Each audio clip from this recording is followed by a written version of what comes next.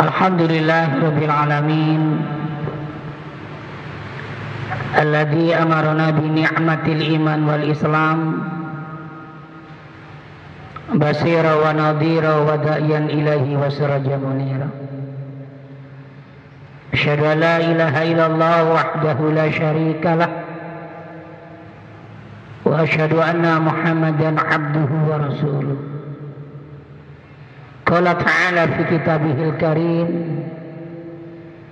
A'udzu billahi minasy syaithanir rajim. Bismillahirrahmanirrahim. Wa likulli ummatin ajal. Fa idza jaa ajaluhum la yastakhiruna sa'atan wa la yastaqdimun. Shadaqallahul adzim. Kajian pada malam hari tentang persiapan bekal sebelum mati. Ya, bekal sebelum mati. Karena kematian itu siapapun orangnya, dimanapun tempatnya, laki atau perempuan, kaya atau miskin, balita atau anak-anak, dewasa atau lansia, tidak pandang bulu. Dan kita akan calon-calon mati. Gandeng kaya apa, cantiknya bagaimanapun seperti bidadari, pasti akan mati.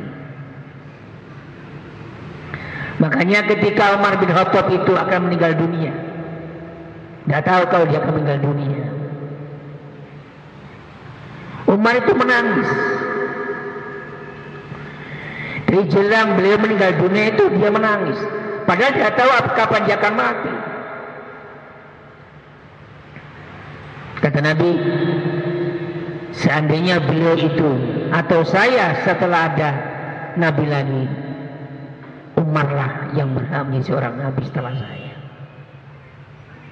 Itu hadisnya sahih warahmatullahi. Dia orang cerdas. Di antara para Khulafaur Rasyidin. Dia tidak pernah tidur di rumahnya selama jadi khalifah. Tidur di istananya, tapi depan pintu istana dengan alas pelepah kurma. Dia tidak pernah makan pagi, siang, sore sebelum umatnya makan dulu. Coba bayangkan seorang presiden pada saat itu, ya, tidak mau tidur di kasur yang empuk, tapi tidur di atas pelepah kurma di depan pintu istana. Itu setiap hari, tiap malam. Kehujanan, kepanasan. Sekarang bagaimana para jamaah sekalian? Dikawal dengan pamflet presiden, mobilnya mewah anti peluru. Dia hanya dikawal oleh anak yatim sama orang tua apa? Ya. Itu Umar nangis jelang kematian. Ditanya oleh Ali, mengapa Anda menangis hari ini sehabis sholat subuh Anda? Iya Ali, apakah dosa yang pernah aku lakukan sepanjang sebelum masuk Islam telah membunuh anak kandungnya sendiri hidup-hidup, berzina kepada siapapun wanita yang aku gauli, tidak mau saya bunuh. Tidak bisa dihitung kali kalau saya membunuh orang perempuan dimanapun kami berada. Nangis Umar.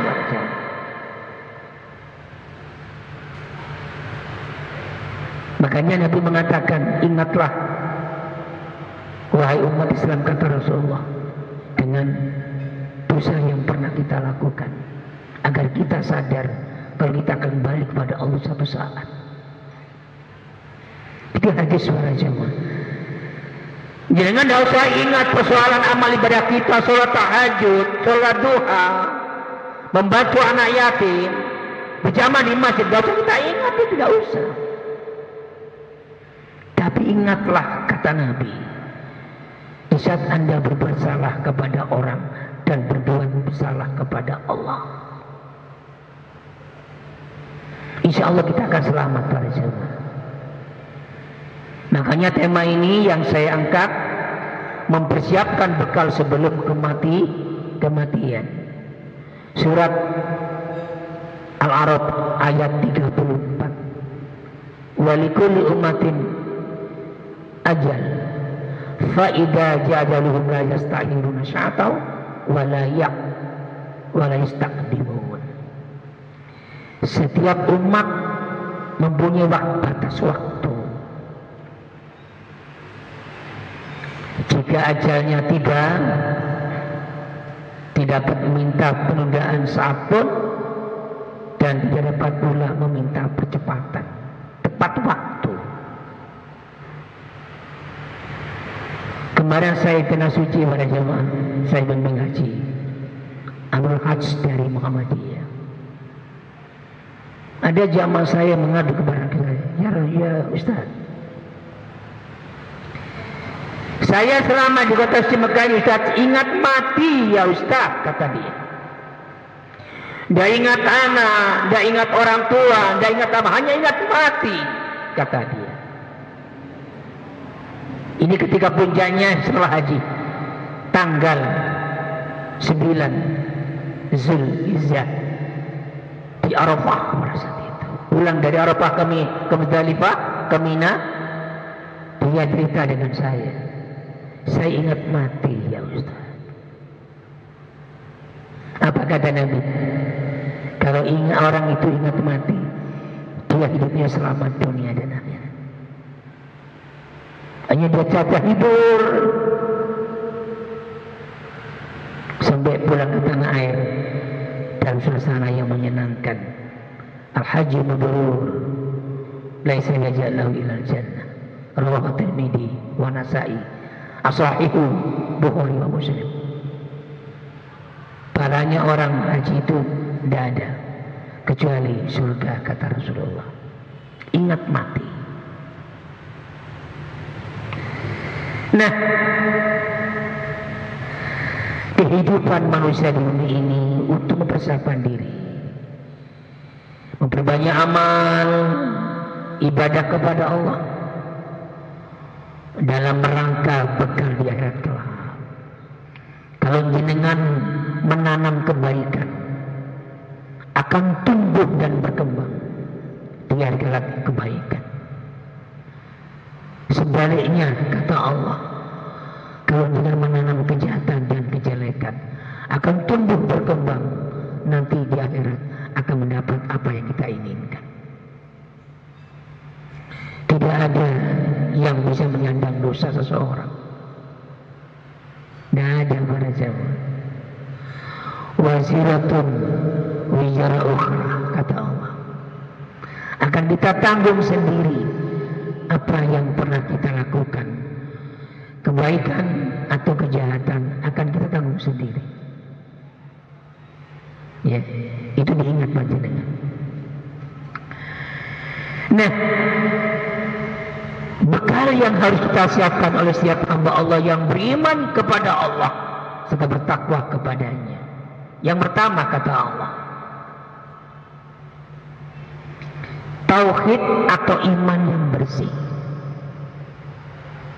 Tauhid atau iman yang bersih. Bersih dari apa, Ustaz? Bersih dari bid'ah. Bid'ah itu para ulama sepakat menambah-nambahi atau mengurangi sesuatu yang Allah datangkan dari Allah dan Rasulnya. Menambahi atau mengurangi sesuatu yang datangnya dari Allah dan Rasulnya, itu bid'ah. Yang tidak pernah Nabi ajarkan, dia melakukan. Yang Nabi ajarkan, dia kurangi. Itu namanya bid'ah. Wa ma atakum fahuduhu wa ma nahakum anhu fantahu. Itu kalau tidak salah dalam surat Al-Asr ayat yang ke-7. Apa-apa yang datang dari Allah Rasulnya, ambil. Yang bukan dari Allah Rasulnya, kita buang jauh-jauh. Ini hati-hati para jamaah. Jadi kalau tidak ada ajaran dari Rasulnya, jangan kita kerjakan, percuma ya. Satu. Yang kedua, bersih dari tahayul. Apa sih tahayul itu para jamaah? Setiap malam Jumat, roh nenek moyang kita datang ke rumah kita masing-masing. Itu namanya tahayul. Maupun kemenyan tiap malam Jumat lagi. Nyeluk tonggo, selamatan. Itu masih ada, masih banyak orang seperti itu. Ya, masih percaya kepada nenek moyang kita. Orang mati tidak bisa hidup kembali. Jangankan hidup, menanggung amal ibadahnya jelek atau tidak, dia tidak akan mampu para jamaah. Ada seorang tokoh Nasrani, juga tokoh Yahudi, dihormati oleh orang, disayang oleh masyarakatnya. Dia meninggal dunia. Lalu keponakannya orang pintar, ya. Ketika dia mati, dikubur, dia tidur di sampingnya. Apakah ada siksa kubur atau tidak? Kata dia. Ya.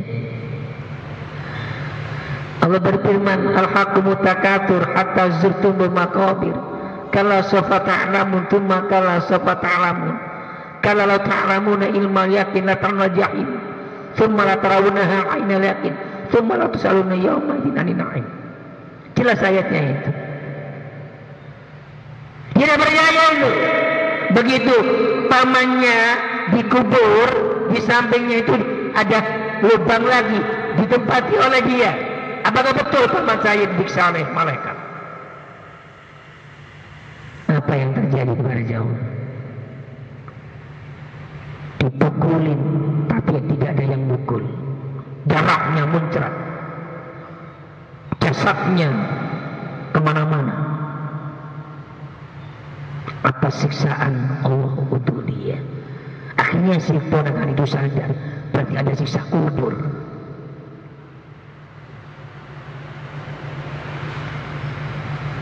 Yang ketiga, khurafat. Menganggap suatu tempat itu ada sesuatu yang sangat menakutkan. Di pertigaan nanti kita kasih kembang, namanya sesajen. Di tempat angker ini. Itu masih banyak umat Islam para jamaah. Nah, kalau dia itu kalau meninggal dunia diselamati ingin masuk surga, sopo sing selamat ini. Kalau seperti itu hidupannya setiap harinya. Ya. Sebagaimana firman Allah Al-Baqarah ayat 163, wa ilahukum ilahu wahid la ilaha illahu rahmanur rahim.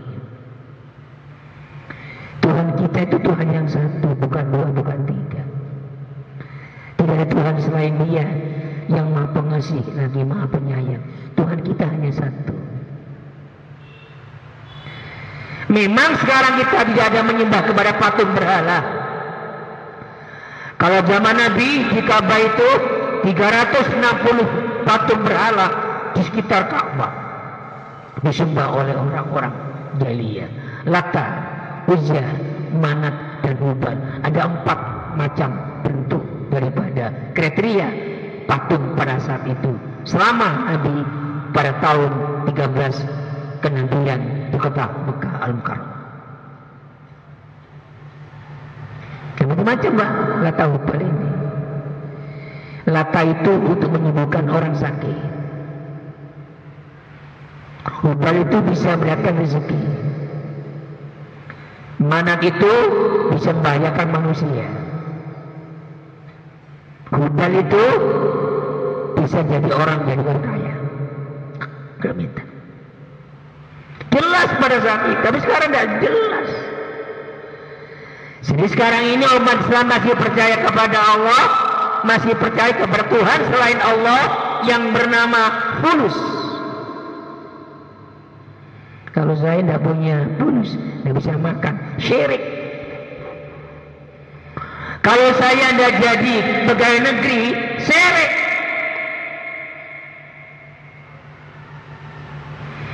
Kalau saya tidak jadi ini, syirik. Hati-hati para jamaah. Kalau saya tidak jadi sama si istri atau kalau itu, saya akan tidak bisa buat apa, syirik. Hati-hati. Itu model kesirikan tahun modern seperti ini. Tidak menyembah pada batu. Atau kita kalau berobat ke dokter, kalau saya tidak berobat ke dokter ini, saya tidak bisa sembuh. Syirik. Hati-hati. Gampang omongannya, tapi itu merupakan simbol-simbol akan menghancurkan tauhid kita kepada Allah. Makanya saya katakan tauhid dan iman yang bersih dari semua nilai bid'ah, tahayul, hurufat dan syirik. Kalau kita ingin bekal kita nanti pada hari kiamat bertemu dengan Allah dalam suasana yang menyenangkan. Yang nomor dua para jemaah, kesempurnaan dalam ibadah sholat.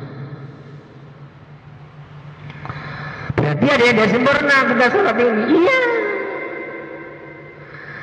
Ada yang sempurna sholatnya kata Nabi, ada yang sempurna sholatnya. Iya. Apa yang dimaksud sholat sempurna itu? Ibadah sholat sempurna itu. Satu, tepat pada waktu sholat menjalankan sholat. Tepat pada waktu sholat menjalankan sholat. Dan tepat waktu ada dua. Ketika azan berkumandang, tinggalkan semua kenikmatan dunia, menuju masjid atau mushola. Bagi yang tidak punya kesibukan, yang punya kesibukan, kalau tidak mendengarkan kalimat adzan, masih ada jeda waktu sholat, segera kerjakan sholat. Itu tercantum surat An-Nisa ayat yang ke-103. Inna sholata kanat alal mu'minina kitaban mawquta. Kadang-kadang kita ini nanti aja lah, waktunya masih panjang. Padahal di rumah nganggur. Kecuali seorang guru itu hanya jam 12, tidak masalah. Dia nganggur di rumah, tidak ada kesibukan, ada yang masih santai di rumah. Itu yang tidak bisa menimbulkan kesempurnaan dalam sholat. Yang kedua kata Allah, memenuhi panggilan sholat dengan sikap tegas dan sempurna. Dibuka surat ke-8 ayat 24. Ya ayyuhalladzina amanu istajibu lillahi wa lirrasul idza da'akum lima yuhyikum. Ya. Apa kata Allah? Wahai orang-orang yang beriman, kata Allah, maka penuhilah panggilan Allah dan Rasulnya. Lima yuhyikum, kata Allah. Panggilan itu untuk kehidupanmu dunia sampai menuju kepada akhir. Jangan dikira panjenengan memberi undangan Allah itu untuk hidup dunia dan akhirat. Makanya ada seorang ibu, kapan hari saya ngisi di Kali Bokor dia, saya ngisi ngasan Ibu Aisyah hari anak yang lalu kalau tidak salah. Ada yang bertanya, Ustaz, saya ini sholat tidak pernah bolong, tapi hidup saya seperti ini, Ustaz, banyak kekurangan. Saya senyum kepada dia, Bu, sholat itu bukan untuk itu, bukan untuk minta kaya, minta terima pegawai negeri, minta jabatan. Tidak. Sholat yang Allah perintahkan itu dibuka surat 14 ayat yang ke-7. La in syakartum la azidannakum wa la in kafartum in adzabi lasadid. Salat itu untuk bersyukur, bukan mencari jabatan, bukan mencari sesuatu, tapi bersyukur kepada Allah. Ya. Yang kedua, barangkali sholat jenengan masih belum sempurna. Saya mau tanya, apakah jenengan selama ini sholat tahu artinya doa sholat? Kita sampai salam belum tahu, Ustaz. Nah itu.